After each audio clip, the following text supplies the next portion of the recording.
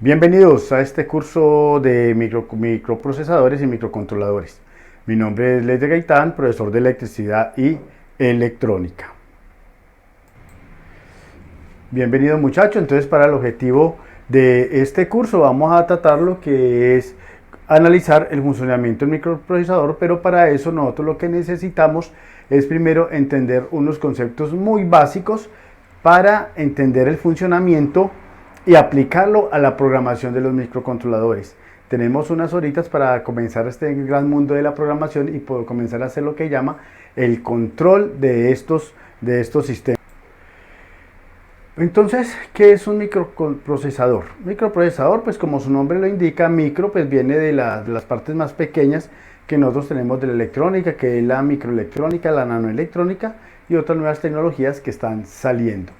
Entonces el microprocesador es el encargado de direccionar cada función que tenga un equipo de cómputo, como en nuestro caso pues puede ser un computador, una tablet, un celular o un sistema controlado por microprocesador, microcontrolador o por el mismo Arduino, que es lo que ustedes muchos ya han entrado a ese mundo. Este señor pues tiene varias funciones, como ustedes pueden ver ahí.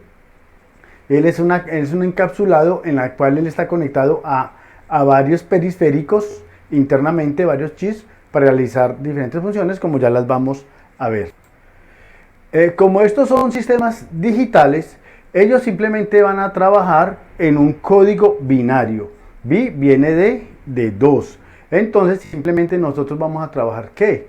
Vamos a trabajar con un 0, como lo podemos ver acá, o lo vamos a trabajar con un 1. Cuando nosotros estamos hablando de este 0 que tenemos acá, este 0 quiere decir que los sistemas están en un nivel bajo lógico.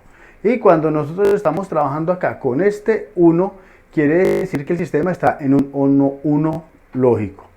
El 0 lógico quiere decir que el sistema está apagado, está en off, está en nivel bajo, y todos los sinónimos que podamos ver de apagado. Y cuando el sistema está en 1, como lo podemos ver acá con este señor que está ahí en 1, quiere decir que el sistema está encendido, está en un 1 lógico o está en un nivel alto. Cuando nosotros hablamos de binario, solamente podemos trabajar con estos dos señores que vemos nosotros acá, el 1 y el 0, solamente dos. Ya de acuerdo a esto se forman otras configuraciones en combinaciones de unos y ceros, como lo vamos a apreciar. Entonces, anteriormente nos estamos hablando de un bit, pero cuando yo tengo una configuración de 8 bits, entonces como pueden ver aquí arriba, tenemos los 8 bits, de hasta acá hay 8 bits, combinaciones de unos y ceros. Entonces nosotros vamos a hablar de algo que llama un byte, el byte. El bit es uno solo, pero el byte es una configuración de 8 bits. ¿Qué quiere decir? Que un byte equivale a 8 bits, como lo podemos apreciar acá, y esa es la unidad fundamental para yo decir a qué velocidad se está transmitiendo o qué capacidad de almacenamiento tiene determinado elemento. Entonces, por eso nosotros aquí podemos apreciar muy bien cuál es la diferencia entre un bit y la diferencia entre un byte. El byte son 8 bits, 8 combinaciones de unos y de ceros. Bueno, pero entonces, ¿qué es lo importante que nosotros tenemos acá? Lo importante que tenemos acá es para qué yo utilizo los bits y para qué utilizo yo los bytes. El bit se utiliza mucho para yo decir a qué velocidad de transmisión estoy yo generando un dato, una palabra.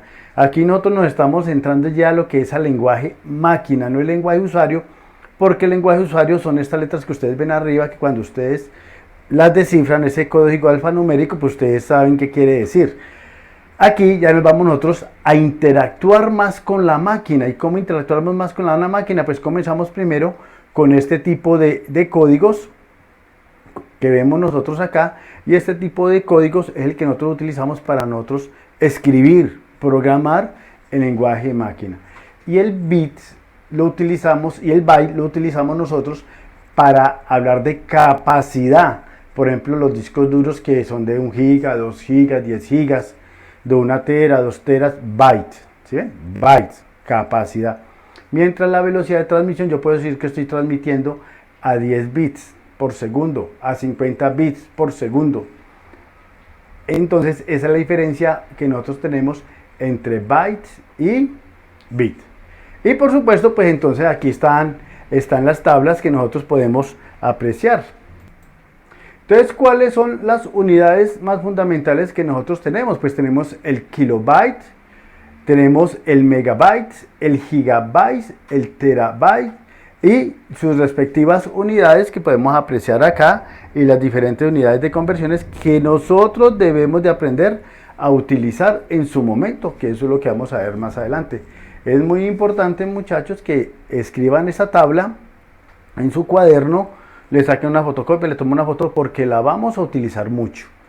Estas tablitas que vemos acá, que son las unidades que van desde kilobyte, pasando por terabyte y las otras unidades que podemos apreciar ahí en ese momento. Pero ¿qué es lo importante? Lo importante de esto es en el momento que yo tenga que hacer alguna de estas conversiones, ¿qué debo de hacer? Yo puedo utilizar la tradicional regla de 3 o simplemente, como les iba diciendo, pues podemos utilizar esta guía que es muy importante. En la parte de ahí abajo, entonces comienza con el bit y termina con el terabyte. Comienza con el bit y termina con el terabyte. Si yo voy a pasar de una unidad menor a una unidad mayor, tengo que dividir. Y si yo voy a pasar de una unidad mayor a una unidad menor, tengo que multiplicar. Entonces vamos nosotros a ver unos ejemplos. Es importante que copien esa tablita que les coloqué acá para que podamos hacer bien los ejemplos y nos rinda más a la hora de calcular las capacidades o las velocidades de determinado dispositivo.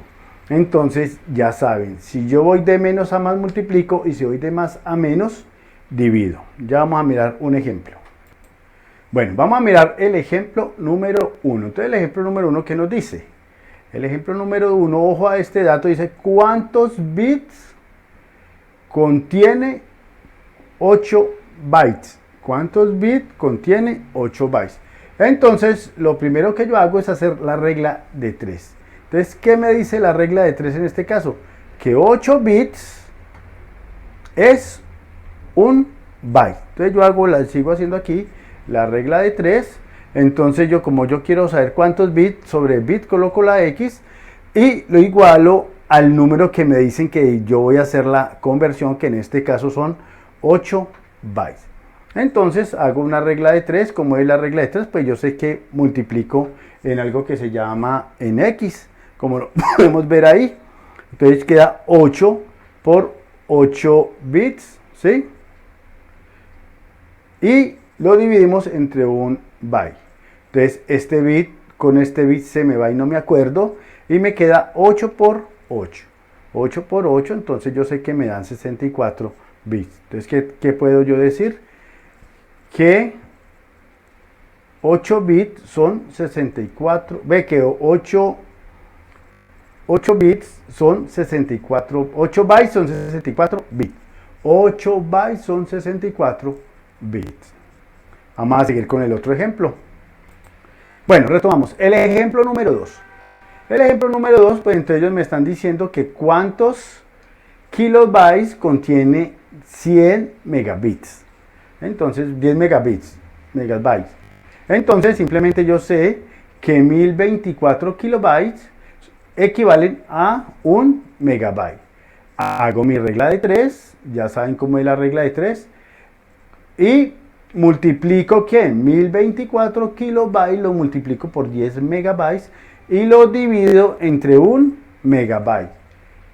Entonces, megabyte se va con megabyte y ¿qué me queda? 1024 por 10 y me da 10.240 kilobytes. Esos 10.240 kilobytes, entonces nosotros los vamos a utilizar para que nosotros no lo necesitemos. Si los podemos necesitar, digamos, para velocidad o para transmisión. Vamos a seguir con el otro ejercicio. Bueno, en el ejercicio 3, entonces nos están diciendo, en el ejemplo 3, Nos están diciendo que cuántas cantidades de canciones me van a caber en otra cantidad de espacio. Entonces simplemente me están diciendo que yo tengo canciones de 8 megabytes para guardarla en un disco de 4 gigabytes. Bueno, entonces vamos a hacer, ya sabemos cómo es la ecuación. Yo lo primero que tengo que hacer es pasar de gigabytes a megabytes. Entonces simplemente voy a coger, voy a hacerla, yo digo que 1024 megabytes equivalen a un gigabyte. Y entonces yo quiero saber el valor de 4 gigabytes, cuántos megabytes soy, pues esa es la regla de 3. Ahí está lo que es la equivalencia, que dice entonces allá la equivalencia dice que 1024 lo multiplico yo por 4 y lo divido entre 1. Entonces aquí yo lo que voy a hacer es que este giga se va con este giga y evidentemente me queda en megas, que quiere decir que yo tengo que multiplicar 1024 por 4 y me da este valor que tenemos aquí, me da en megabytes. Luego, ¿qué cojo yo? Pues los 8 megabytes y los divido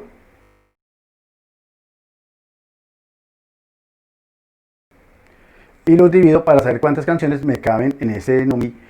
Cojo yo a 4096, lo divido entre 8 megas. ¿Y qué pasa con las unidades? Pues las unidades se tienen que anular porque las canciones son en unidades.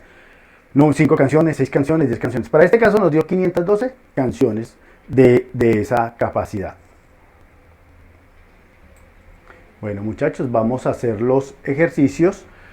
Son unos cuantos ejercicios donde vamos a hacer las conversiones de una unidad a otra unidad. Calcular cuántos bits caben, cuántas unidades caben en otro y hacer las conversiones. Podemos utilizar la tabla de arriba que yo les di directamente o simplemente vamos a utilizar la regla de 3. Entonces aquí tenemos este valor de este taller y aquí tenemos lo que es el resto del taller. Lo copiamos, tomamos nota y en los comentarios del video me van a dar la respuesta a uno de esas preguntas que yo les realicé ahí. Una vez hayamos hecho las preguntas, pues seguimos con la segunda parte de esta presentación. Bueno, entonces una vez realizados los ejercicios, vamos a seguir entonces con las partes del microprocesador. Es muy importante saber las partes del microprocesador. Bueno, entonces entre las partes del microprocesador, como lo podemos apreciar ahí, tenemos lo que es el encapsulado. El encapsulado, este señor que está allá, él es el encargado primero que todo de albergar lo que es todos los componentes internos del microprocesador y de contenerlos de tal manera que ellos puedan realizar sus funciones y no pierdan su comunicación física. Entonces él los compacta ahí, como lo podemos ver aquí arriba en la imagen, que el encapsulado llega y compacta todo el sistema para que pueda tener un buen funcionamiento. El otro es la memoria caché. ¿Qué es la memoria caché? Simplemente la memoria caché es una unidad donde tiene unas instrucciones específicas y donde están alojados todos los datos de los periféricos que él maneja. Por ejemplo, si fuese un computador, en la memoria caché están los datos de la impresora que está alojada, los datos del software para él trabajar, los datos del hardware para él trabajar, ¿cierto? Y poder hacer todas las funciones que él necesita hacer. La idea es que en esta memoria caché tenga unos datos tan únicos que él no tenga que recurrir a unas memorias externas para poder traer esas instrucciones, sino que esas instrucciones se utilizan también para el arranque. Siguiendo ya con los datos, entonces tenemos lo que es el procesador matemático. Antiguamente uno lo llamaba la ALU, pero como todo va avanzando ya lo llamamos procesador matemático. Aquí es donde se realizan todas las operaciones, como su nombre lo indica, todas las operaciones de matemáticas para poder realizar algún proceso. Todo tiene que ser matemático en forma de lenguaje máquina o lenguaje binario. También tenemos los que son los registros. Los registros son pequeñas memorias donde se van a guardar los datos momentáneamente. Por ejemplo, si yo voy a hacer una operación de 5 más 8. Entonces el 5 yo lo tengo que guardar en una parte y lo guardo en un registro. El 8 lo guardo en otra parte que es en otro registro y me voy al procesador matemático a sacar el signo más para hacer la operación. Entonces voy en el registro A, me traigo el 5, voy al registro B, me traigo el 8, le digo al procesador procesemos más y el resultado lo guardo en otro registro. Los registros, haga de cuenta el barrio y las casas donde nosotros somos binarios y cada uno que tenemos una casa. Y esas casas tienen direcciones, por eso los registros tienen una dirección específica. Eso lo vamos viendo más adelante, muchachos, para que no se me asusten. Tenemos la memoria. La memoria es donde se van a guardar las informaciones. Pueden ser informaciones permanentes o informaciones momentáneas. Si son informaciones momentáneas, pues es un tipo de memoria que ya vamos a mirar, y si son permanentes es otro tipo de memoria. Pero resulta que estos datos tienen que entrar y salir por determinadas partes. Ellos deben de tener un camino de entrada y de salida. Entonces para eso nosotros aquí estamos hablando de los puertos. Los puertos son los sistemas que van a comunicar la parte interna del sistema de cómputo con la parte externa. Yo hablo de sistema de cómputo a todo lo que haga una instrucción automáticamente, ¿no? Ya después vamos a mirar todas esas definiciones. Entonces aquí podemos apreciar nosotros lo que es todo un sistema de cómputo. Entonces en este sistema de cómputo, aquí en la parte de arriba nosotros podemos tener el microprocesador.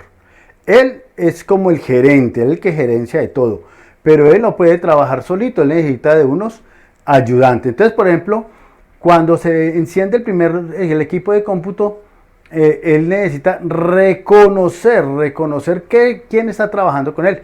Entonces le dice, digamos, a este señor, por ejemplo, le dice a este señor que está, bueno, ¿quiénes están conmigo? Entonces él le dice, no, vea, en el puerto 1 y 2, que va a ser de entrada, hay un sensor de temperatura, hay un sensor de humedad. En el puerto 3 y 4, en el puerto 3 hay un interruptor y en el puerto 4 hay otro interruptor que es para reiniciar el sistema. En el puerto 5 y 6 tenemos conectados dos relevos, uno es que me van a manejar unos motores. Entonces cuando se enciende el sistema, él está haciendo un reconocimiento de lo que está conectado a él. Entonces él dice, bueno, listo.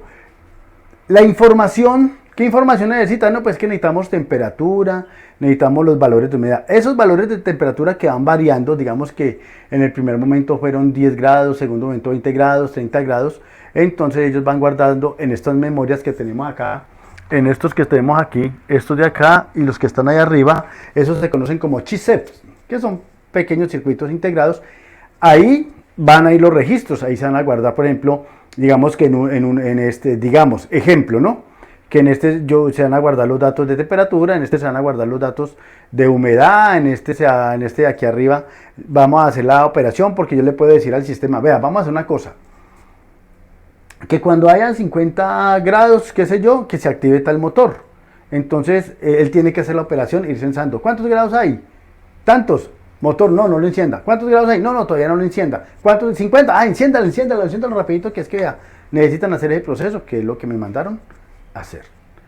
¿Sí? Entonces, esa es la forma de él trabajar. Ahora, ¿por dónde tiene que entrar los datos? Los datos tienen que entrar por unos puertos que él tiene acá, unos puerticos que son los caminos que llegan la información a él.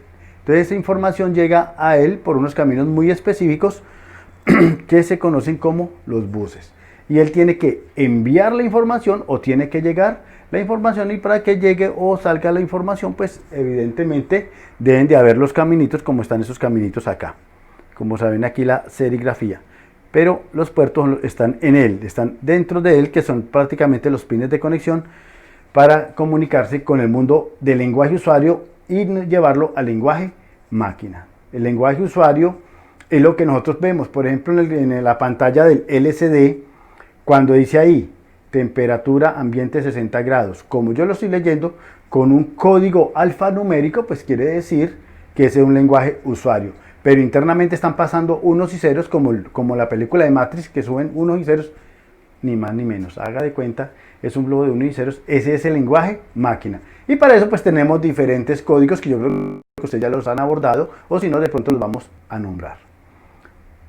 Muchas gracias por su atención. Recuerde que ustedes son los mejores y ya nos veremos en el siguiente video para seguir este curso que está bueno. Vamos a programar. El que aprende a programar gana platica. Buena tarde, buena noche, buenos días o en el tiempo que estén mirando este video.